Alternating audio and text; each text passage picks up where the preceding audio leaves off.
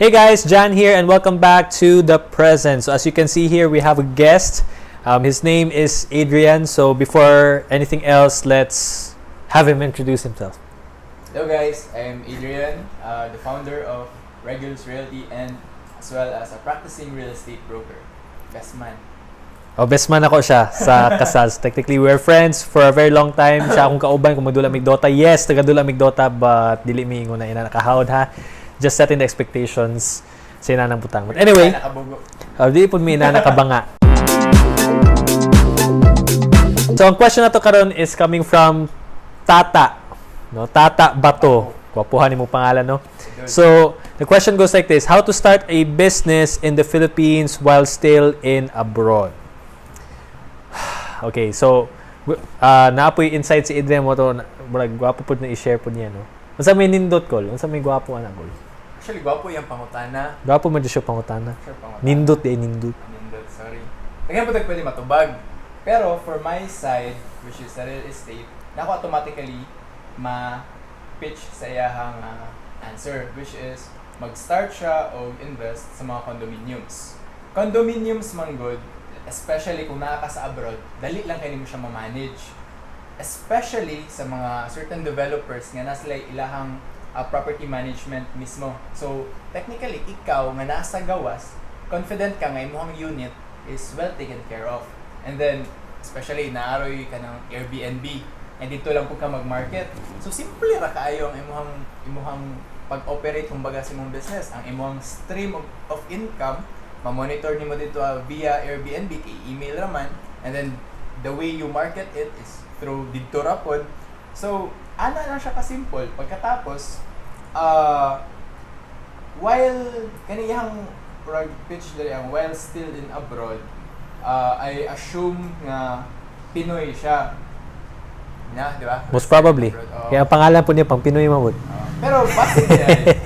So, regardless kung kinahay OFW ni siya or let's say for example, foreigner din ni siya, ang lamang manggod while kanang mupalit ka sa condominium is regardless kung Filipino born ka or foreigner ka, pwede sa imuha diretso ipangalan ang condominium kay technically kung ako nag-invest or nagpalit og condominium ning buy-in ko sa corporation sa condominium. Ano nga tawag nila ng condominium corp?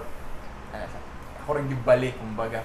Mana siya ang reason usually pod nga gina-stereotype nila nga pangita ng condominium oy kay after 50 years dili naman din ni maako in which case wala nga time pa mo na siya ang common misconception. 50 years ang murag technically duration sa condominium corporation kay mo na siya ang nasa law nato sa Philippines. Every 50 years kailangan na i-renew ang corporation. So applicable siya since ang condominium corporation is a corporation, kailangan na siya i-renew. Pero wala nagapasabot nga after 50 years, mawala na to tanan akong investment. Nagapasabot lang ato nga kamo isip mga incorporators sa katong condominium, kailangan ninyo i-renew ang inyong condominium corporation. So dili ingon na mahugno ang building or like gubaon na lang building. Possible na siya nga mahitabo given nga mo na siya ang consensus nga Sa corporators. Maring nasabutan ba nga, ayun na lang atong buhaton since bawi naman nato ang tanan natong nagasto diri pagkatapos nay urag butang nato nay gusto mo palit sa ato ang property diri ato na lang ibaligya nya mo man ni ang butang nato pagpalit nako sa condominium is butang nako karon 3 million and then after 50 years ang kantidad ana karon nay mo palit 1 billion man ang sulod nga sige baligya na lang nato pag baligya pa nato halin sila nga isip mga incorporators ato, sila po mismo magbahinay ato. Ana lang siya kasimple. So technically, when you buy a condo unit, you technically become an incorporator. Sa kato na condo na ano? In every sense. In every sense. Unya, kita preana, nasa sa gawas, si Tata nasa sa gawas. Kung saan niya pagbayad? So, yung pagbayad? Dali ra kayo. Daghan mataog ka ng means nga, kanang bayad mobile banking kumbaga or online banking, di ba? Okay. So depende sa unsa siya nga country, pwede ra nga diretso lang fund transfer dito. Ang isa pod nga pinaka less ay di po siya buta na to. Dili pinaka convenient pero isa pod nga pamaagi is through PDCs. PDCs na ipadala. Pwede, PBC, na ito yung padala, or mag-SPA siya, someone dire anin sa Philippines, mo to yung taga niya special power of attorney nga mo yung magpirma, ano.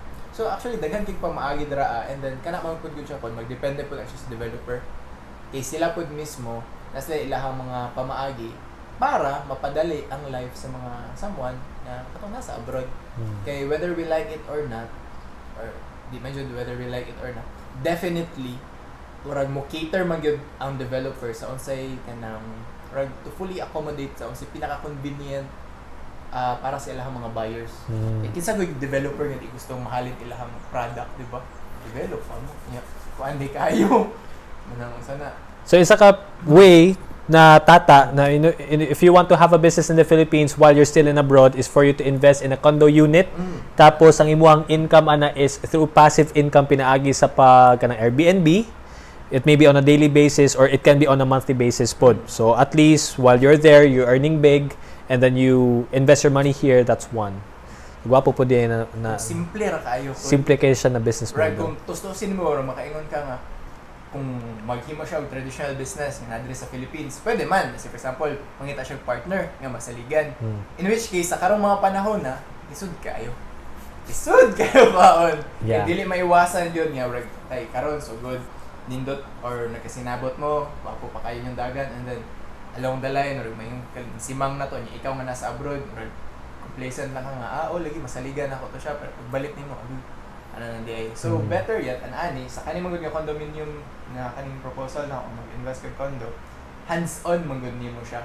And then, ang imuha mo kung baga, third party nga mutabang sa imuha is, kato lang gihapon, taga-kumpanya lang gihapon, dili to siya somehow involved sa imuhang internal nga business.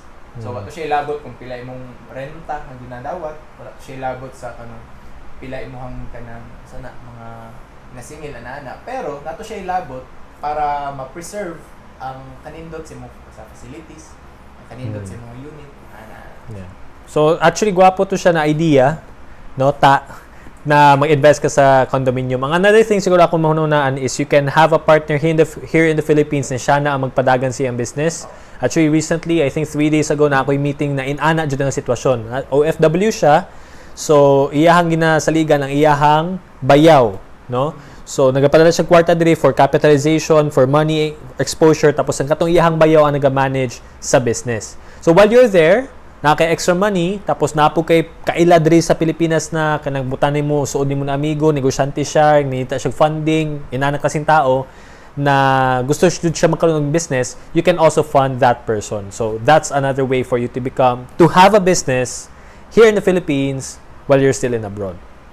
So yeah, so duha ka idea mo nahatag karon. Number 1 is ang condominium na unit, no? That's a really good thing. Dali pod siya. Number 2 is you can have a partner here in the Philippines to do the business for you and with you while you're still in abroad.